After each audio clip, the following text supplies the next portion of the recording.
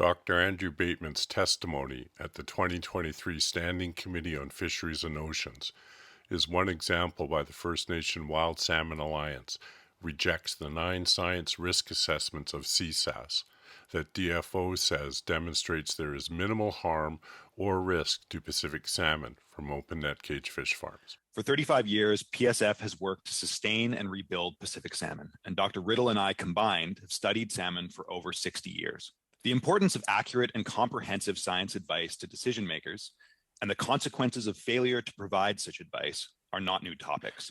Dr. Riddell's and my recent involvement concerns open net salmon farming in BC. To illustrate pitfalls of the current approach, I'll discuss the CSAS risk assessments that stemmed from the Cohen Commission, gauging risk to Fraser River sockeye salmon due to pathogens from Discovery Island salmon farms. As participants in 4 of the 9 Discovery Island risk assessments, we can testify. The findings of minimal risk reflect neither the current state of knowledge nor true scientific consensus. Key risks were omitted: sea lice, cumulative effects, and the conservation status of the sockeye stocks were ignored. Recommendation 45.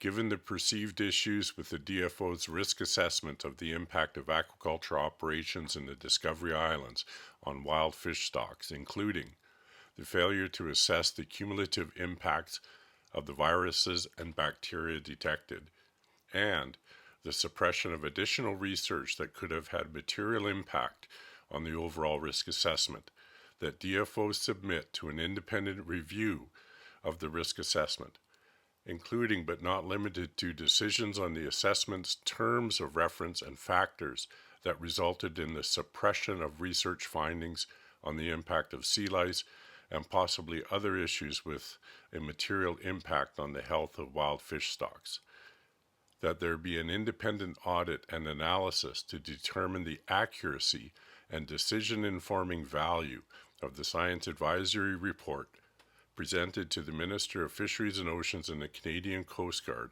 on DFO's risk assessment of aquaculture operations in the Discovery Islands.